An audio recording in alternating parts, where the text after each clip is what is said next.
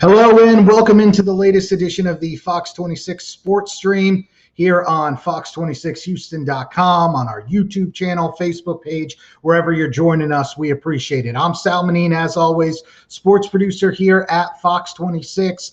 We got a few different things to go over the next 20, 30 minutes or so as we're talking baseball, football, big day for the NFL tomorrow, of course, with the schedule release. Really a big week for the Texans. We'll hear from some of the Texans brass as they were out in public yesterday raising money for charity at their annual charity golf classic. But of course, this weekend, the start of actual football workouts. It's rookie minicamp up at NRG Stadium. So we'll hear from general manager Nick Caserio, new head coach David Culley on just what they're anticipating from the newest members of the Texans. And then, of course, we'll get into the Astros and then hear from the GOAT. Yes, that word gets thrown around a lot these days, but there's no debating the greatest of all time when it comes to gymnastics is Spring, Texas's very own Simone Biles. Our sports director, Mark Berman, spent some time with Simone and her entire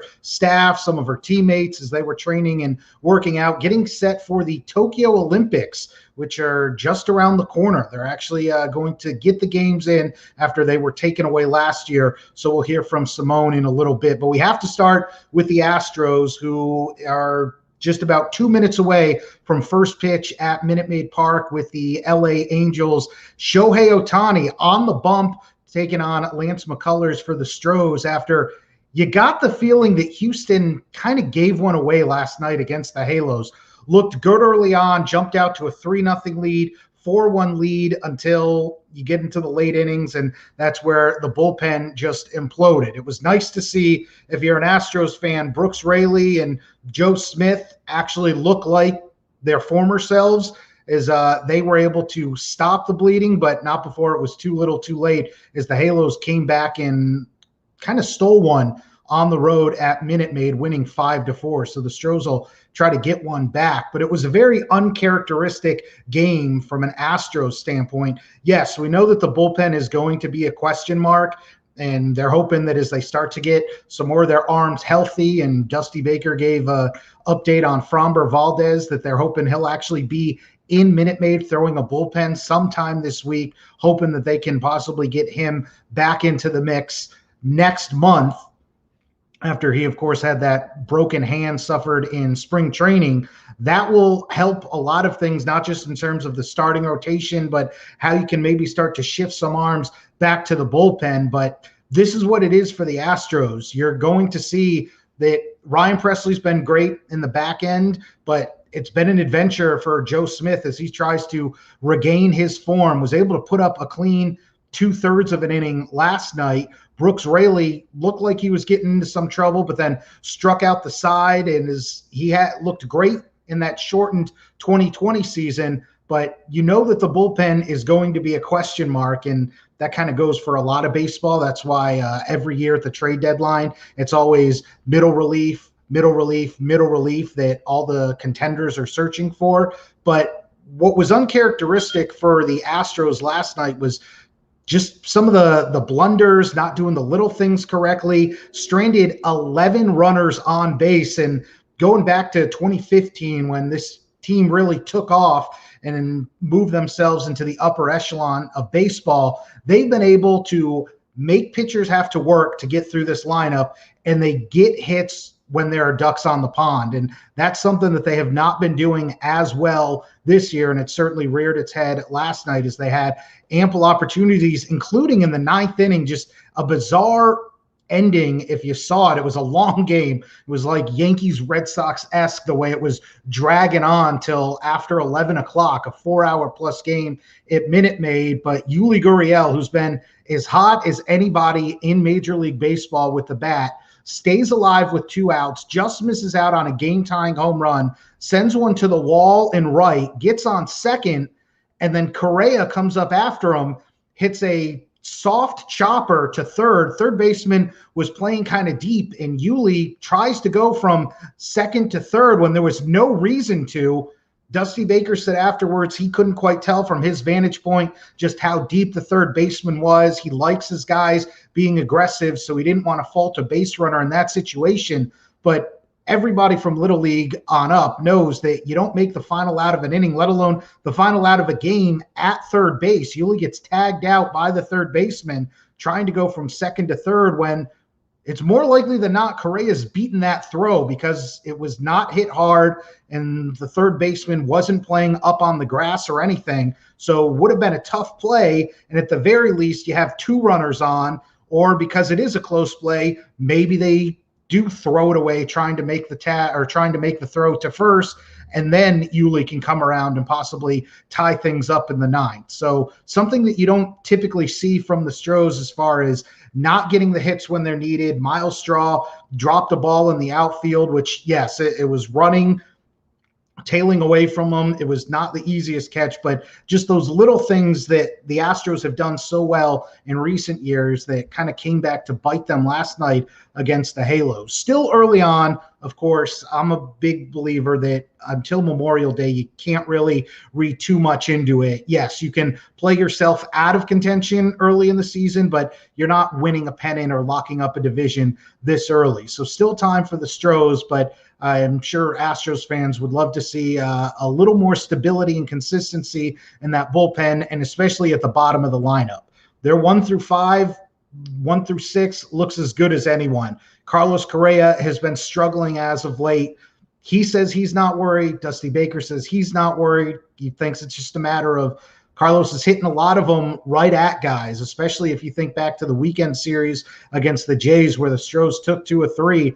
I think he lined out 3 different times to Vlad Guerrero Jr. at first on just absolute rockets. But you know, if you're an Astros fan, what Carlos Correa is capable of, and you want to see him regain his form, his postseason form, if anything, as the Stros get ready to really enter the dog days of summer coming up here on the diamond. So again, first pitch just about to get underway. They've just started already in the top of the first, scoreless, 2 outs as it's Lance McCullers taking on Mike Trout right now at the dish. So McCullers against Shohei Ohtani. We'll keep you updated here as that game moves along.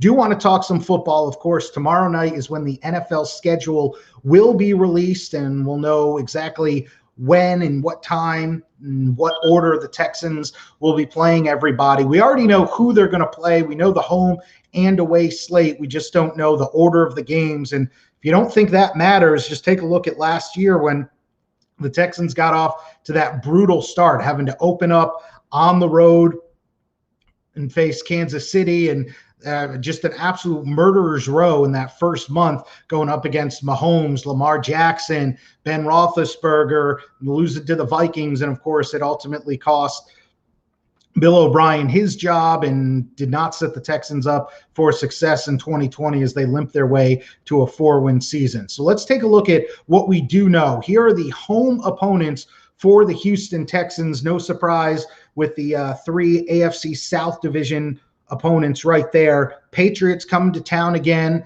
The Jets, who, yes, they have the number 2 quarterback. A lot of people high on Robert Saleh, the new head coach, but that's still a team that's probably rebuilding. The Rams with a new quarterback in Matt Stafford. We know how good that defensive line is. Aaron Donald might be the best all-around player in football, certainly the best defensive player in football right now. And then, of course, you got Russell Wilson, Justin Herbert, who did not look like a rookie in his first season with the Bolts. And again, 17 games in 2021. So that 17th game for the Texans, the Carolina Panthers, who will be coming to NRG Stadium.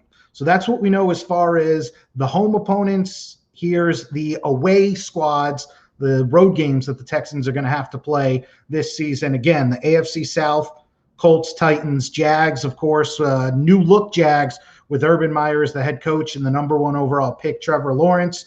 But I'm sure everybody in Houston, and certainly some former Houston Texans, has that next opponent circled. Arizona. At some point, the Texans are going to have to visit the Cardinals and take on J.J. Watt and DeAndre Hopkins. And the Texans have done a lot on the defensive side as far as signing a lot of free agents and, of course, changing the entire coaching staff. But you have to think that that's a game that Nuke is going to want to go off and show the Texans just what they missed, dealing away arguably the number one wide receiver in football.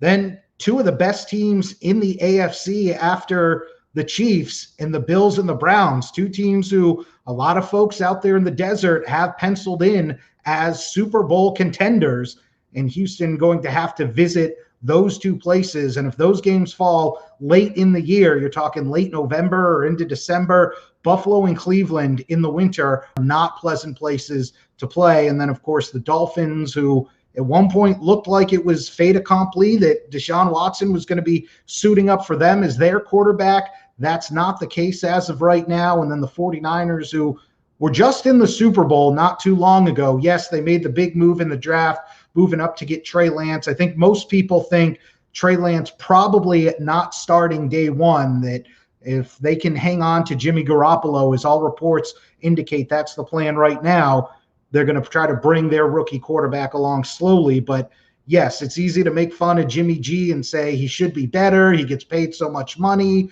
But that's still a team that was in the Super Bowl and was one Jimmy G long pass away from possibly having a Super Bowl title just in 2019. So certainly not the easiest slate for the Texans as far as their road contests. You look at different prognostications and people evaluating roster, strength of schedule. The Texans, they appear to have a middle of the road schedule right now as far as just who they're going up against. But again, when the bye week is, having to fit in that 17th game this year and exactly what order you play teams can go a long way to, if you're a team like the Texans that's in the midst of a rebuild, trying to build some momentum, trying to build some confidence in some of your younger or perhaps less experienced players, as opposed to what we saw last year where they just right out of the gate had to face some of the top teams in the league. And we saw how that did not set the Texans up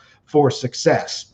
As I mentioned earlier, yesterday out at River Oaks Country Club, the Texans hosting their annual charity golf classic. All the big names were there as far as the team brass. Our Mark Berman was there as well. He spoke to Cal McNair, Wade Phillips, former Texans and Oilers coach, and new general manager Nick Caserio and new head coach David Culley. Here's Mark Berman from River Oaks Country Club and what the Texans had to say as they get ready for the start of a big week and a big 2021. Year of this tournament, it started out kind of small, but it's gained a lot of momentum. We've raised $5 million, over $5 million to date. That goes back to Boys and Girls Club, YMCA, Food Bank, and really we're trying to make the world a better place. Cal was thrilled to have former Texans defensive coordinator and interim head coach Wade Phillips playing in his tournament. He's always been that kind of a person, though, so it's not a surprise, but it's a real joy. Hey, well, this is my home team, baby, right here. Texas, that's for sure. They did great things for me when I was here, and I always appreciated it. And then this is my hometown, you know, this is where I live, and I pull for my hometown teams. While the Texans raise money today for charity, they'll be back to football this weekend during rookie minicamp. It gives us our first look at our guys coming in, and we're looking forward to it, you know, with the COVID and whatnot, not being able to see these guys during the during the season as we had before. It's very important for us. How much the 3 days can help you as you start the process? Tremendous amount. You at least get a first look at them, and we're looking forward to that. And they're looking forward to the same thing with us, too, so can't wait for it. The big thing is giving them a foundation about our program, and then ultimately just getting them ready for training camp, because that's really the next true test of what we're actually going to see relative to football. Again, that was at River Oaks Country Club yesterday. Of course, not getting into too many specifics, these rookie mini camps, it's easy to get overhyped or overblown sometimes, especially if you have a high draft pick, which obviously the Texans do not. A lot of times guys can look good when they're walking out onto the field in shorts.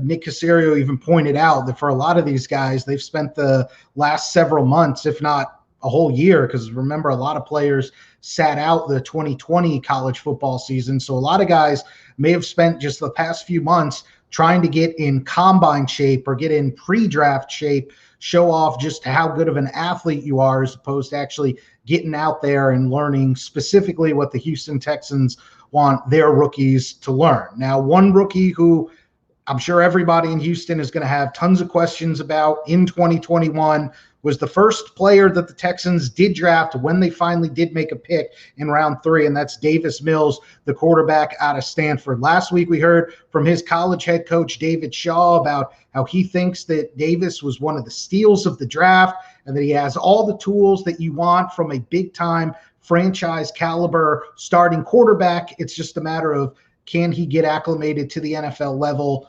and can he get enough experience to go out and show what a lot of people think Davis Mills could do had he stayed another year playing for the Cardinal. Nick Caserio was asked specifically about Davis Mills and what the organization is anticipating from him. Here's what he had to say on that front. Yeah, I think we're eager to see everybody. I think you got to be careful about going out there, watching one throw and making a judgment off of, like, I made a great throw, he looked good today. Like, honestly, I don't even know what that means. So, again, it's about stacking days on top of each other and just having a good series of days, weeks, months. And then by the end of, let's call it, mini camp or whenever that is, that they actually have something in place to feel confident. So when they go out there in training camp, they can actually go out there and perform at whatever capacity they can.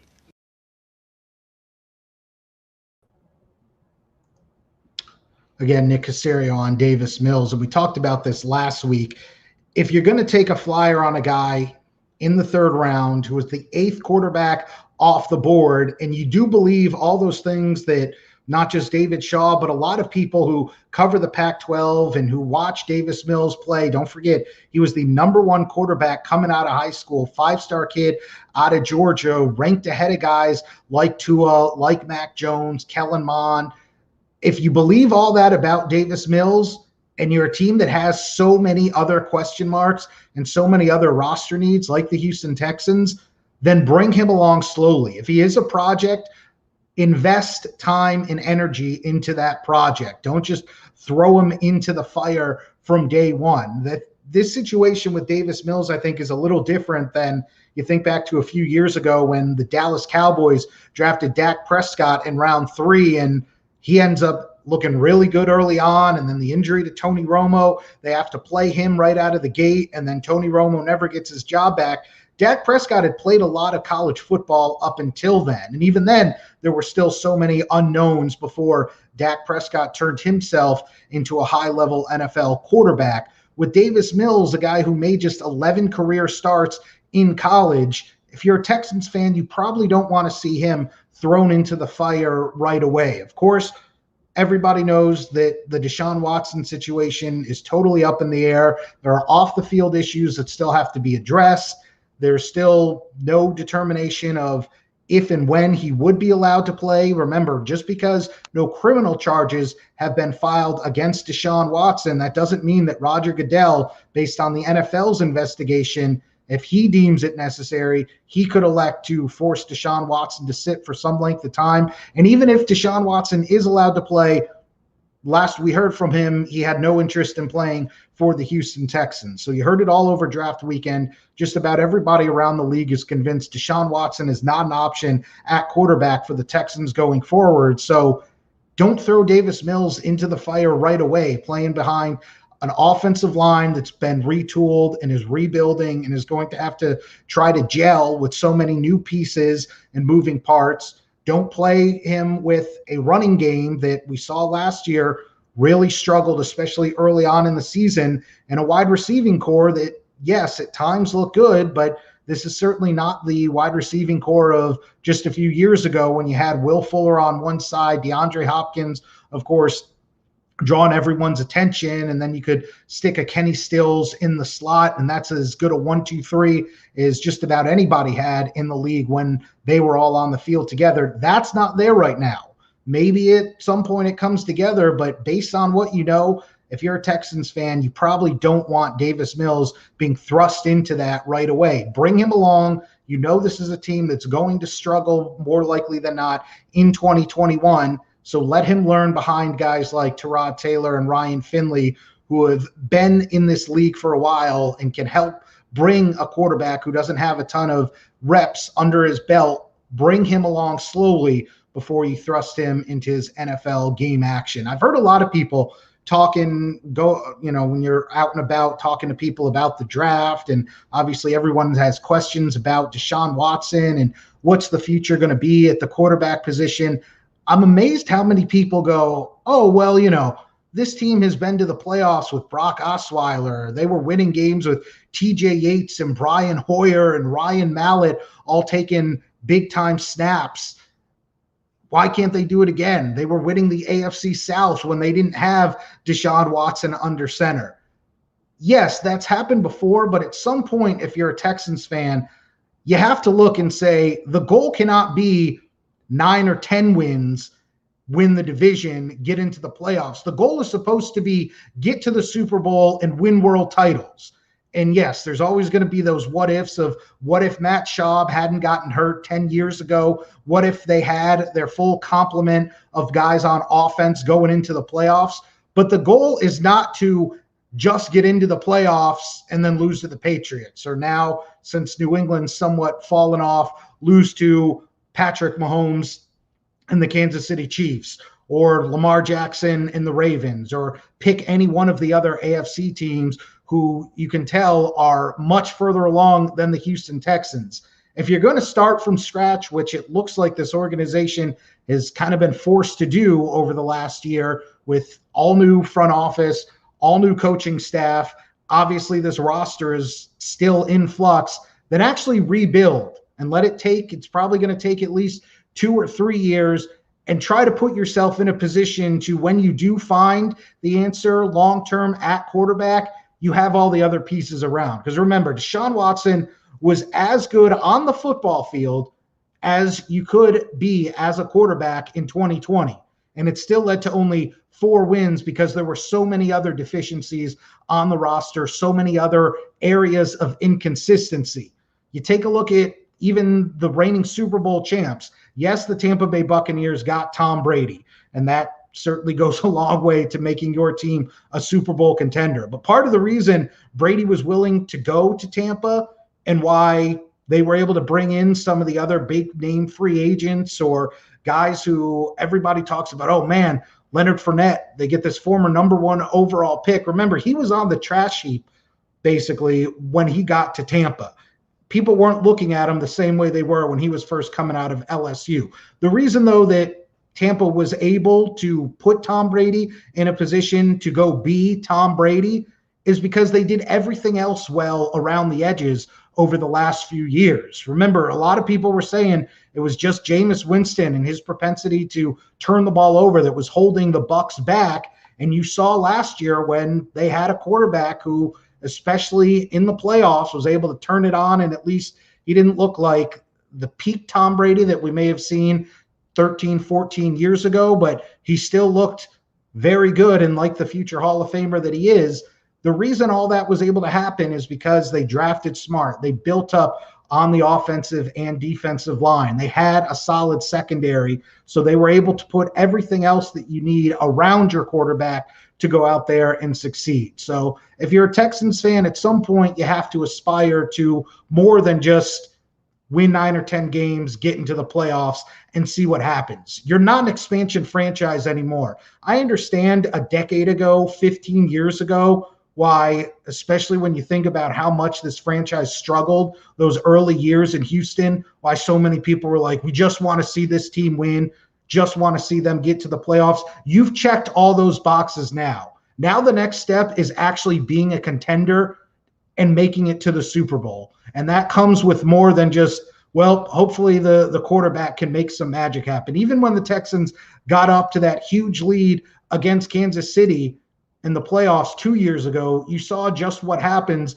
when you don't have everything else in the mix. And the teams that typically win Super Bowls are teams that are not just quarterbacked by a really good signal caller, but that can do all the other things well. Stop the run the ball yourself, not make mistakes on defense or with clock management, have depth all throughout your roster, that you're not just relying on 1 or 2 guys and hoping that lightning is going to strike. So certainly going to take some time for the Texans, going to be a lengthy rebuild, more likely than not. And it's already underway now, and we'll get our first look at some of the new faces on the football field this weekend with rookie minicamp. All right, before we get out of here, as promised, we do want to catch up with one of the biggest stars in Houston, somebody who gets it done in all aspects of her craft, and that is the most decorated gymnast of all time, Spring Zone Simone Biles.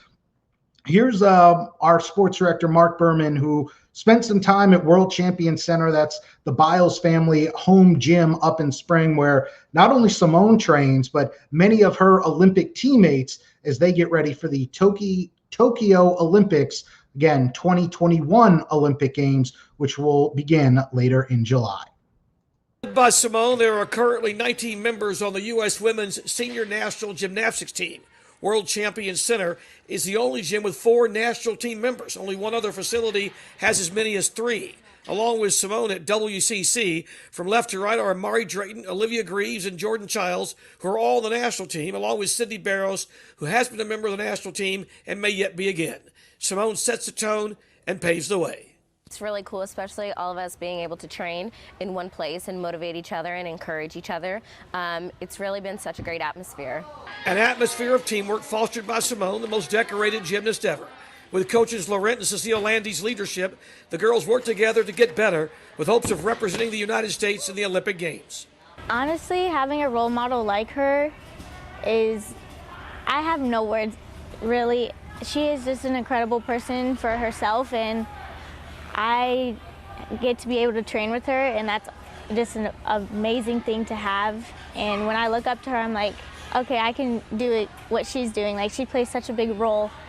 Not only is she like a teammate, but she's also like a sister to a lot of us. It really means a lot. She's such an inspiration in the gymnastics industry, and she really inspires me to get motivates me and stuff, and helps me work harder and try to get a lot more new skills so I can try to reach my fullest potential. If you look over all the famous stuff, she's just like everyone else, and she's a really good friend too. It's been really amazing, honestly. When I first came, it was definitely nerve-wracking because I was like, oh God, she's really good, and felt like she was watching me do everything, and I just felt almost nervous all the time. But now it's so different. She supports me with everything. She gives me tips whenever I need them, and she's always there to help, kinda. And she cheers me on, and it helps so much. And if Simone could have one or more of the gymnasts who train with her competing with her in Tokyo. It would mean the world to me. I mean, we've been here, we've been training so hard, especially coming out from the pandemic and trying to get all of our skills back and being in competition shape. It would really mean the world to me because we've been through this process together. It will be amazing for the gym, for the program, and for the girls, for sure. When you only have 4 out of the entire country, and you could have 50% of them coming from here, it's incredible.